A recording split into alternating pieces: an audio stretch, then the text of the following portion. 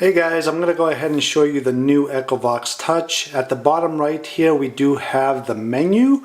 If we click on it, it's going to show us some of the features and settings, and we do have the privacy policy. If we go ahead and click on select playback, it's going to be able to show us some of the pre-recorded sessions that we've done, because it does give us the ability to do that. We can go ahead and click on start playback if we'd like. And if we go ahead and click on the reverb settings, this is going to show us the studio quality reverb, which is absolutely amazing.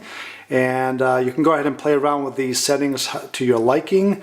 At the bottom we do have the master reverb volume. You can set it lower or higher depending on where you like it. I like it somewhere around the middle personally.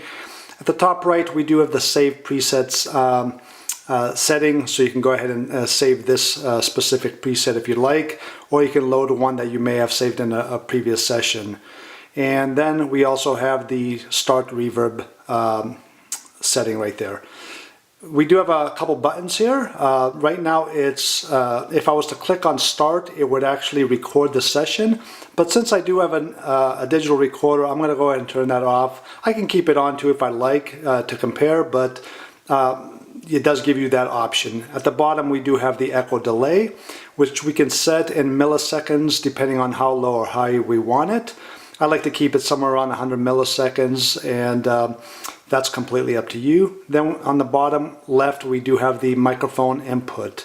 This is going to really depend on how far or how close your external speaker is, and you can go ahead and adjust that when you get the program started. I'm going to go ahead and get it started here so you can see how it works. As you see, my voice is going in, it's coming out of the external speaker, and I'm going to go ahead and ask a couple of questions. If there are any spirits here that wish to communicate, can you tell me how many of you are here right now?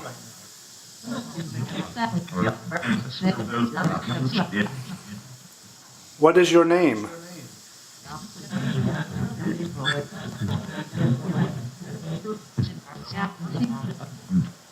Alright guys, so that's pretty much how it works, and if you do have any questions you can go ahead and check out the Facebook EchoVox users group, which is very helpful, and I'll go ahead and put a link at the bottom in the description, and that's pretty much it. There you have it, the new EchoVox Touch.